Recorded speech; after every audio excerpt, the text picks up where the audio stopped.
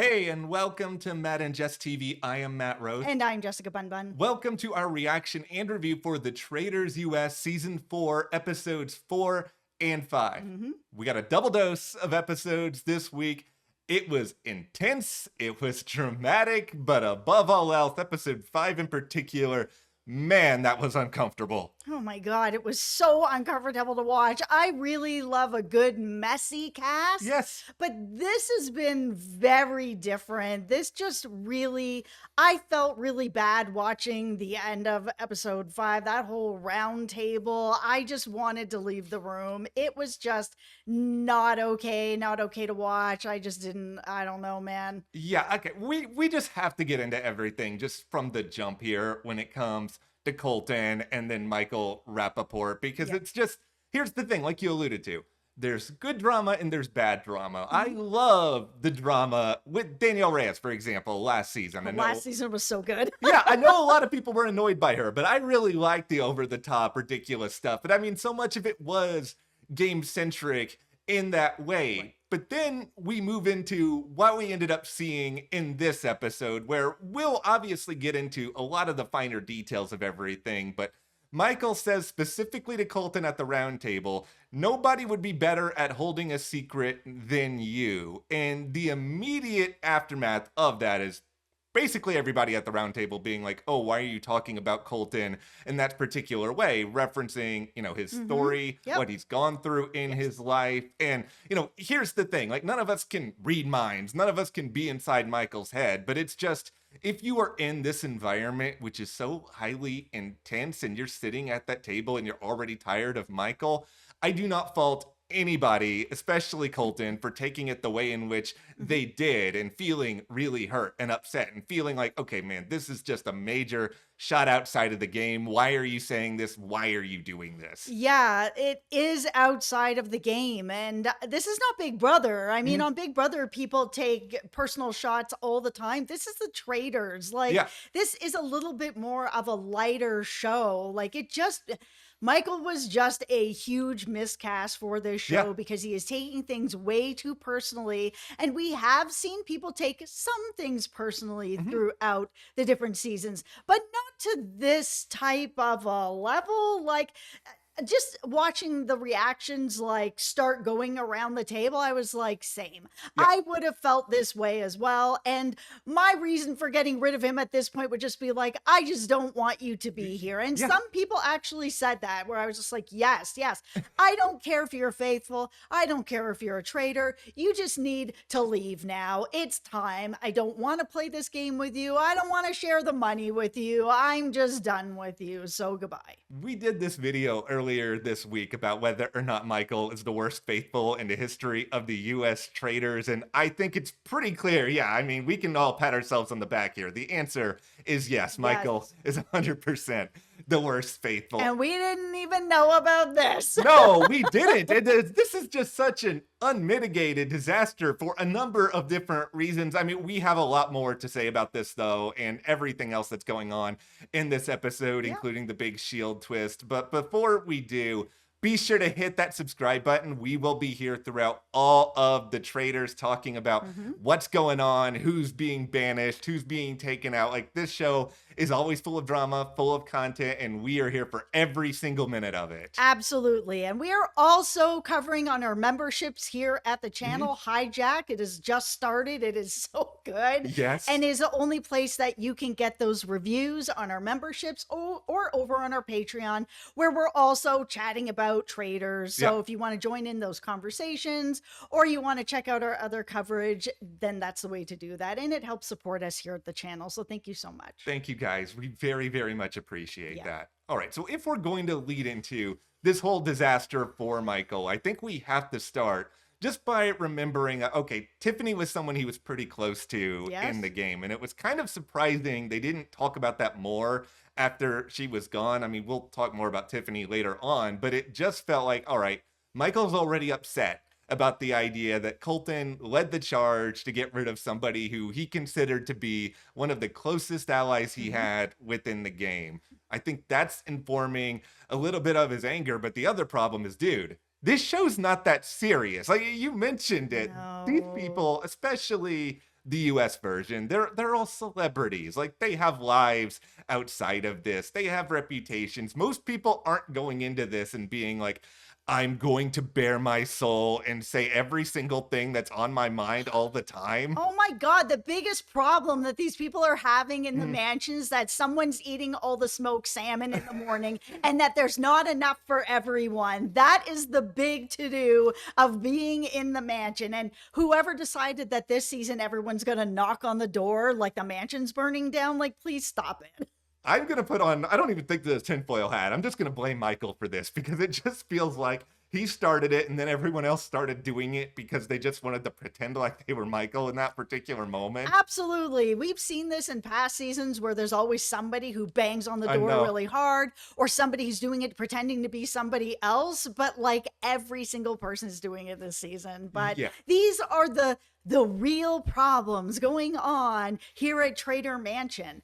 Not this. This is like real personal problems that shouldn't be happening in a game that's just messy, ridiculous fun. It was so uncomfortable to watch. I hated every second of it. Yeah. Okay. First and foremost, Maura, if I was in the Traitors, you could have all the smoked salmon. I like salmon, but I'm not a morning person with salmon. Give it to me a little bit later. But yeah, number two, with Michael here, he's already very emotionally worked up about everything with Tiffany. And because this guy is so emotional, and this is his clear fault and just being the worst faithful ever, is that weirdly, he's actually the only person this season to mention Rob as a real suspect. Like, he brought him up when talking about this bro brigade. Oh, Rob. Yeah, but he is the best player this season, and it's not close. The funniest moment to me of these two episodes, I will give Love Island Rob some flowers here. Oh, he's so good. When he started getting on somebody else about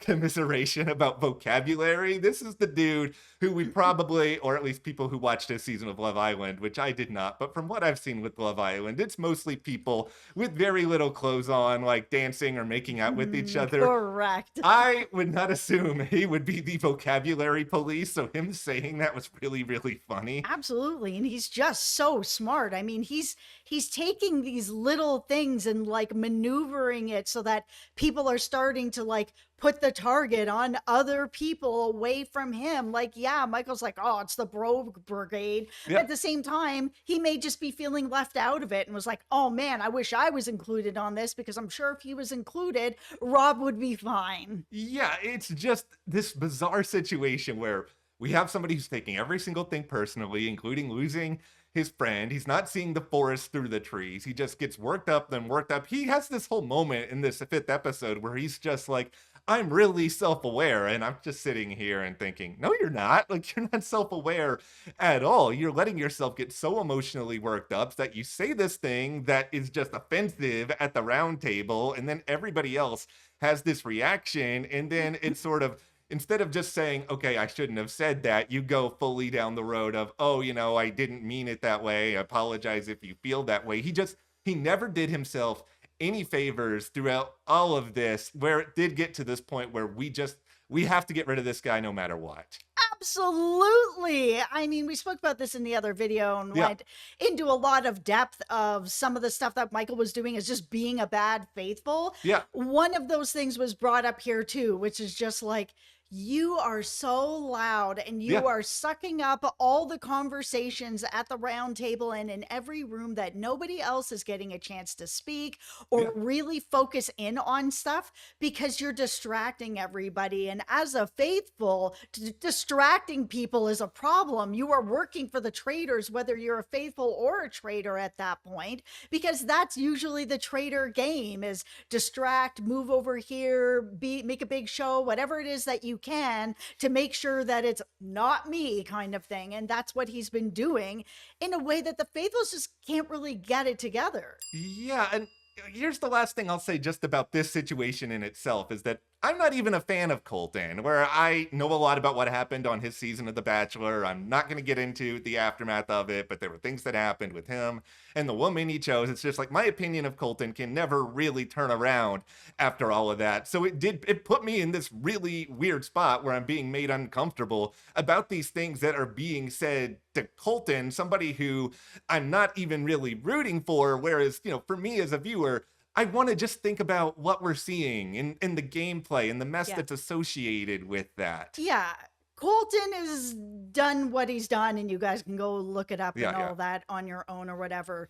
But what Michael said to Colton shouldn't be said to anybody. It doesn't matter what he's done. He shouldn't be talked to that way. That's not a thing that should happen to anyone. Yeah. And when we get into just the gameplay angle of this now, because Michael made a complete fool of himself at this roundtable, it effectively gave cover to really 3 different people all at the same time here. We have Colton, who Michael was at least correct in noting that, he went really, really hard about, we have to get rid of this person. We really have to make this move against Tiffany now. And he was wrong. Like, that's always a reason to be suspicious. We've already seen that with Ron. He gave cover to Ron, who just seems like he's going to be a target the rest of the game. And then your guy, Eric here. Oh my God, Eric, I still love you. I think you are such a smart player. I mean, okay, we're going to get into the tree tying thing and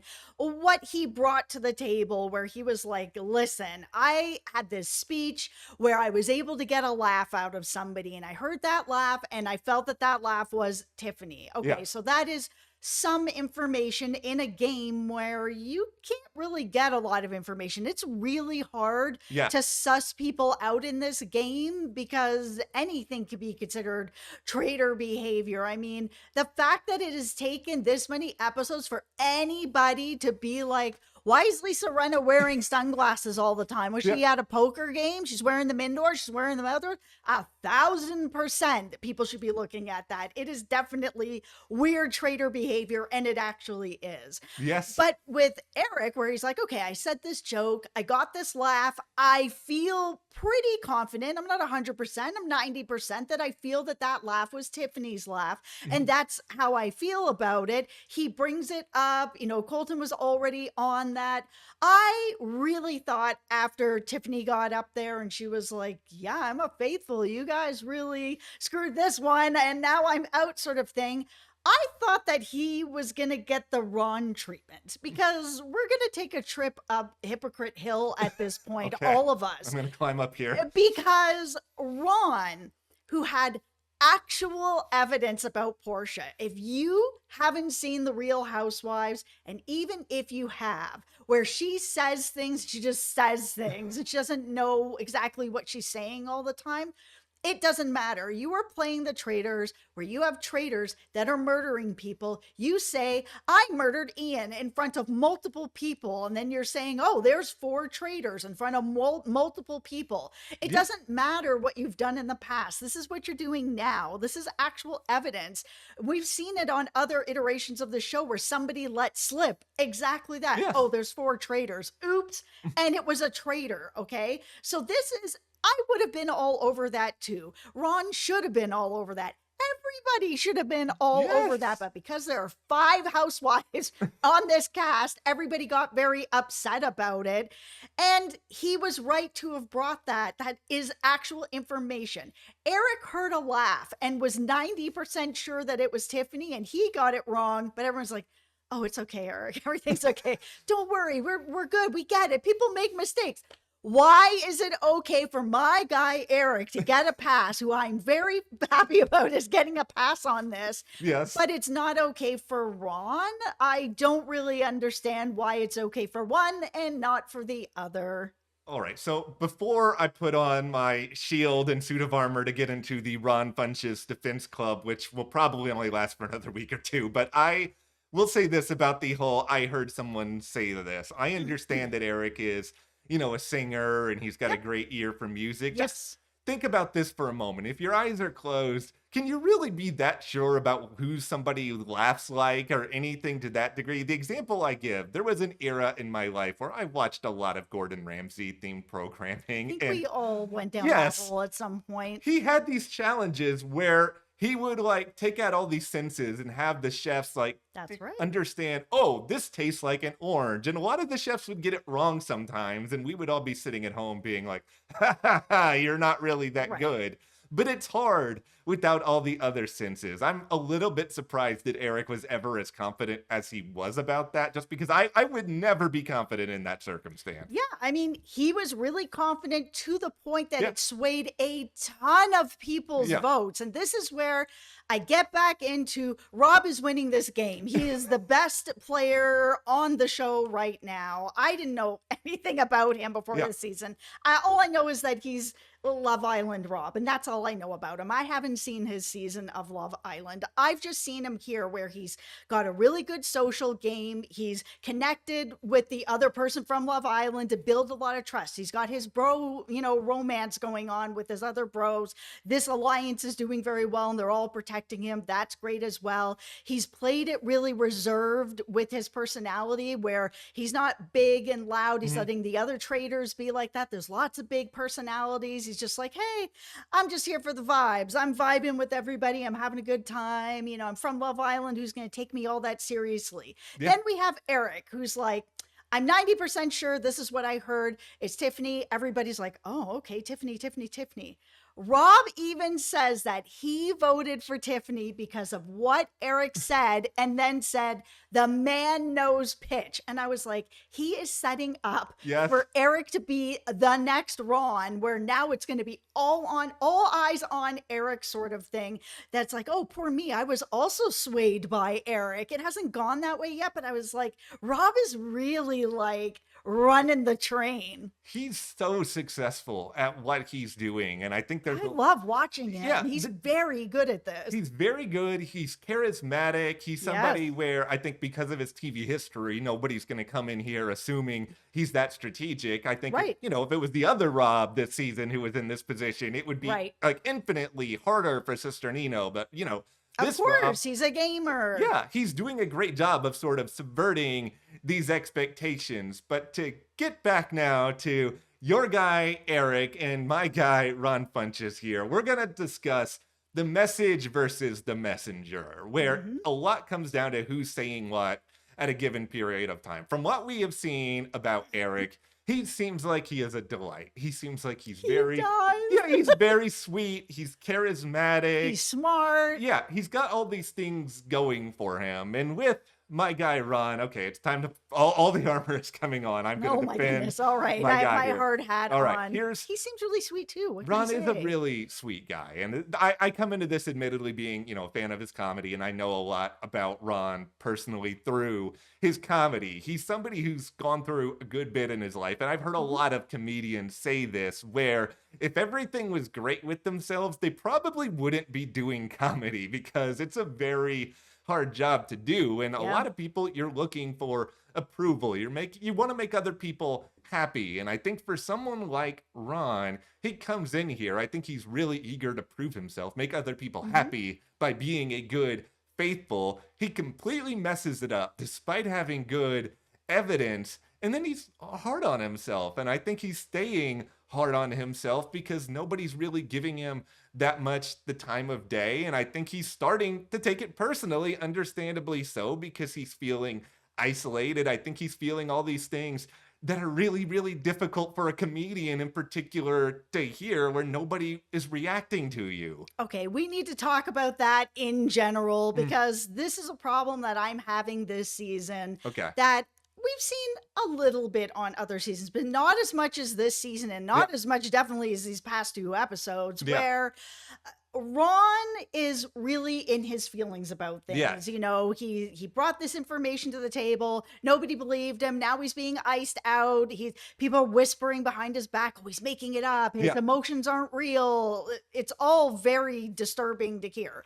Then we've got Jam Jam in these episodes where he's also getting really emotional. You know, he loses his shield, it gets burned up. He's getting more and more worried every single week because he is a faithful. He is worried about getting murdered off. All the gamers are getting murdered off. And he's like, oh my God, like I've one survivor. Like it's only a matter before it's my time. Tiffany's gone now too. Like there's very few gamers that are really left here except for him. So he's getting really emotional and he's starting to cry over this stuff, which is totally fine. Yeah. But then it's the same thing. Whispers of like, oh, these are crocodile tears. Oh, he wouldn't really be crying. Oh, what's he getting so emotional about? And there's all this judgment about the two guys on this show getting emotional about stuff.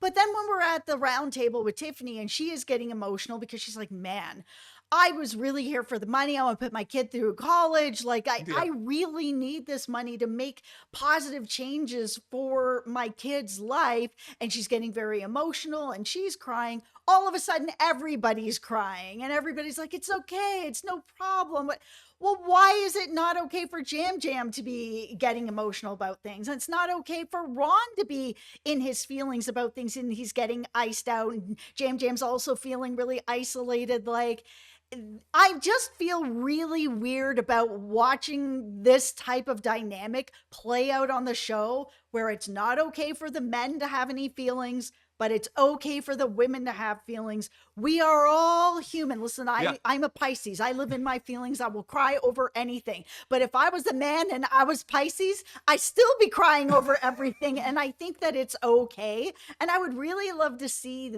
that sort of look at emotions, and especially with guys, to have like some kind of change. It is 2026. Like, are we still in that spot where men gotta pony up and like suck it all? Like, when does that end? Like, never? It's frustrating.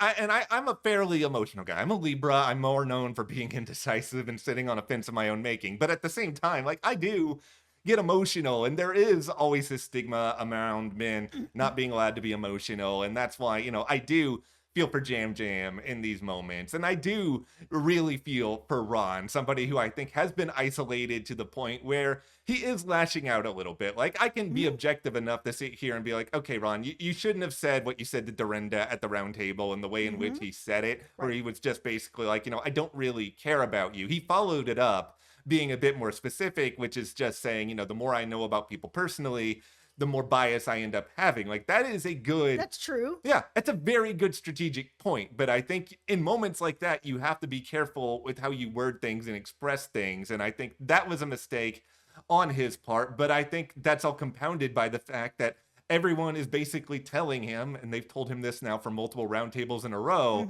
that it's not okay for him to feel sad or upset about the current circumstances. And that just sucks. It really sucks. It's making me uncomfortable to watch some of the stuff that's happening this season because things do feel like they're getting a bit more personal on that level as well. And I'm not saying that there hasn't been other Traitor seasons where people have busted out the tears. Like, I know. Danielle last season was crying over every single person that left, and people were like, you know, this is not seeming right. And it wasn't right, and that's fine. But it just feels like there's, I guess because it was like these two episodes are kind of back to back like this, where we're seeing Jam Jam really emotional and that's not okay. And we're seeing Ron emotional. That's not okay. But Tiffany's crying and all of a sudden it's okay, but only for her. And it's kind of like, we're all human, guys. Give everybody a little bit of a break, man. Yeah.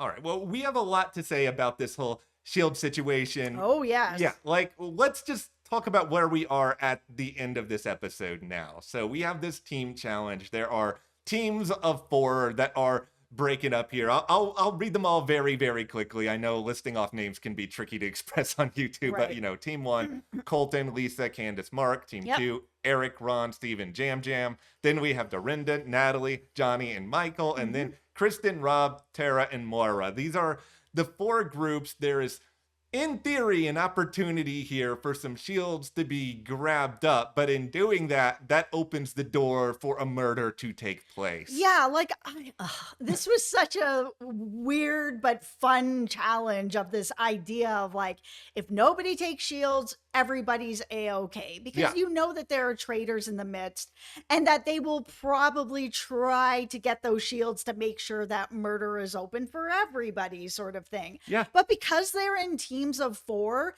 the minute that I heard somebody shout out, whoever suggests that we get the shields, they are traitors, I was like, okay, well, that's for sure going to make it that no one would take it. Why would you then be the person to be like, you know what, I just don't feel safe? Yeah. Then you're definitely going to be a target moving forward. I was surprised to hear the amount of people like the Natalies or the Coltons who were just like, you know what, I still don't feel that safe. I think other people are probably going to snatch up these shields. But, do we think anybody did? I kind of don't. Yeah, that's the thing. I don't think they did either. And this is, just my own tinfoil hat theory on this, is that at the end of this episode, we see it very definitively stated that Colton is going to be the person that's taken out here, because Lisa, she hears now that, okay, Colton is saying her name. And, you talked a little bit about Lisa earlier. I am honestly shocked that she hasn't been mentioned more. I kind of thought for a while. Shocking. Like, even just from her soap history, we know that she's a very good performer. And I even know that she can be a little bit extra. So it is weird that she's being so quiet. But that whole edit of, all right, we're going to get rid of Colton, that just makes me feel like, all right, nobody must have taken this shit. Because why are you going to tell us something that is so certain otherwise? Absolutely. They would never do that. They would have probably thrown out 2 or 3 or 4 names if anybody could have possibly had the shield. They're not going to be like, oh, okay, we took the shield, so everybody's up for murder, and we just told you Colton's going home. Then why is anybody tuning in next week? Yeah. Nobody took that shield, especially when you look at the teams, because you've got a couple of traitors on one and you got Rob on another, and they all confirmed with each other, our team didn't take the shield. So Lisa's team that has Colton on it, he was one of the people that was like, maybe. She's like, no, none of us took it. So Colton didn't take it. And nobody on that team did. And Rob the same. Oh yeah, nobody on our team got it. I couldn't get my hands on it. So this is where we are. That it feels like the only other person that was like really pushing it was Natalie, but her team was not really into it. Like, I know she was kind of like, oh, I saw Dorinda's eyes kind of light up, but I mean, Dorinda's not really been in that much jeopardy, and I think she kind of knows it, so I don't know why she would bother. Yeah, this is the only argument I can make for Dorinda. And there's only 2 people I can actually make an argument for at all in this situation, where if you're Dorinda, you were taken out very early your first appearance. Maybe you are like, okay, I just want to stay around as long as possible, but you've already lined this out. There's no real reason for her to think that she's in major danger right now. I don't know why you risk that. Nobody's getting murdered if everybody just leaves the shield. So as long as you are watching the people in your group as a faithful to ensure that no one's going back to get the shield, any of the traitors, and there's no real time for that if you believe the time clock is like, it's always down to the seconds, right? Is it always? I don't know. But they're all having to carry a huge statue. When is somebody able to actually pick up that shield? They would have to do it in plain sight. Okay, here's my one tinfoil hat theory about all this. If there's one person who I can justify doing it right now, it's my guy Ron. And here's the reason why. Ron, you're already going to be targeted no matter what at this point. Like, you've only been bailed out because other people just keep messing themselves over in the game. We have seen in the past on multiple versions of the Traitors this strategy of, at this point, just make your target so enormously big, or if you're Ron, sure, you're going to tick a lot of people off, but it's so out of left field ridiculous that you're going to take this shield that it's almost only a traitor would do something like this, but it's so obvious. Would a traitor ever do something like this? I don't think so. Like, that's the only way I could see it happening. Yeah, but Ron is such a smart guy, and I think he knows that because he's always going to be basically a shield for the traitors, he's going to be brought up every single round table. I think he knows he's never getting murdered. Like, he's just not. Yeah, he's probably not. All right, we got to talk about Caroline because she is actually the person that ended up at the tree that ended up getting murdered. Now, was anybody really surprised with this? I mean, you were feeling maybe that it might be Kristen because she is very smart. Yeah, I thought it was going to be Kristen. I mean, you made a very good case for Caroline on this past one, and you know, pat on the back for that. Oh, thank you. Yeah, I felt that it was going to be her because she's a housewife, and there's two housewife traitors that for them getting rid of another housewife makes it look less likely that it's a housewife because yeah, we've had like a couple of housewives that are friends on past seasons, but they typically haven't all stuck together and been, you know what, we're all working together. This is really the first season. It's kind of like, we all got to stick together because in past seasons, they just pick us all off because there's too many of us. Yeah. So it makes sense for them to kind of do that. But Lisa was just kind of like, you talk too much, you got to go. I was like, okay, you're just whatever TV moment. The real is this benefits you to make it look like a housewife is not a traitor. Yeah, that's the thing. I wish there were a couple of moments in these two episodes where we had things said a little bit more bluntly. Yeah, instead of, I'll see you at BravoCon. No, yeah, you won't. I'm like, oh my God, guys, we get it. We get it. Because it's like with Tiffany, who, by the way, I thought Tiffany was an A+ entertainment-wise in her final roundtable. Even her comments this was like, Tiffany, this is why you keep being brought back for these shows. Yeah, but, man, what a bummer to lose her. Yeah, it's just what happened over nothing. Yeah, well, this is the thing. This is what I really think happened here, but they didn't say it, so I can't confirm it, is that we lost Esther Nino, we lost the Terry. Of the remaining gamers, you know, it's weird. Natalie and Jam Jam, they're both winners. Yes. But I don't think either one of them are thought of as like hardcore strategists in the way that Tiffany is, where she spearheaded one of the most successful dominant alliances ever. I think that there was just this line of thinking of, oh, if it wasn't one of these two guys, it has to be you because of the show's history. You have to be a traitor, Tiffany. Well, that's the thing, right? She was being very strategic and she was, you know, talking in front of Colton, who wasn't really part of her group and wasn't vibing with her in that way to be like, it needs to be this person, this person, this person, because it is all a numbers game, right? Yeah. You're always going to get to like those final 6 and final 5 with a traitor in the mix. We've never not seen it at this point. Yeah. Because Alan continues to make sure that there's at least one traitor all the way to the end, right? To be able to make sure that there's some sort of drama. Because you've gotten rid of all the traitors by, you know, the final 7, then, you know, what are we doing here? Just in the season 3 episodes early or whatever. Right. So this is all a numbers game for the faithfuls to just be kind of like, not me. I have to make it to the end to be able to get to the point where we can actually get the last traitors out. It doesn't matter if they're out right now because it's just, you know, you cut off the head. It's just going to come back over and over again because Alan. Yeah. The last dearly departed to discuss here is poor Monet, who Monet got a slightly elevated Mark Ballas treatment. You know, my other guy, Mark Ballas, who I still love, who's getting like 10 seconds of airtime every single episode. He got more airtime with that whole spear challenge. It was good to see him really like coming out and being more strategic about it. Be like, hey, this person, okay, I got it. Hey, you got to be really strong physically to be a professional dancer, but you also have to be very smart and creative to choreograph all this stuff. I have a lot of faith in you, Mark. You're going to make it to the finale and probably lose to Love Island Rob, who, as you said, is playing the best game. Monet, here's the larger question. RuPaul, are your alumni cursed? Because at this point, Peppermint, your guy Bob, and now Monet, it's just for some reason, these alums just don't make it very far onto the show. No, they don't. And I mean, it's sort of the same problem that's been going on, which is just too smart for this game. As soon as, you know, you start to get into something, I mean, Monet was really like zeroing in on some of the traitors. And as soon as he's saying that, it's over, right? Like you have to just be so careful with who you're talking to and who you think might be a traitor. And I mean, it's just, you don't know, right? It was just bad timing of saying the right name to the wrong person, and he got 100% disappointment to lose him. I know, and I think this is the thing. These first 5 episodes, they've been full of disappointing moments, but I do think there are a lot of dramatic situations to play out still. I think we've got some compelling traitors. We're really excited for what lies ahead, and with that, we turn this over to you guys. What do you think about these 2 episodes of The Traitors? Who are you rooting for? Do you also feel like Rob, Ballast? Eric. Okay, all right. At least you're rooting for somebody who's actually going to win. I'm over here like tooting the horn for Ron, who's going to be gone in a week. And I also really like Candace. I had not known her before this season, but she's pretty fun. But yeah, let us know your thoughts on these episodes. Hit that subscribe button. And yeah, if you guys do want to support us further and check out our hijack coverage, be sure to join our memberships. Thank you so much to those of you who have, and we'll see you here next time.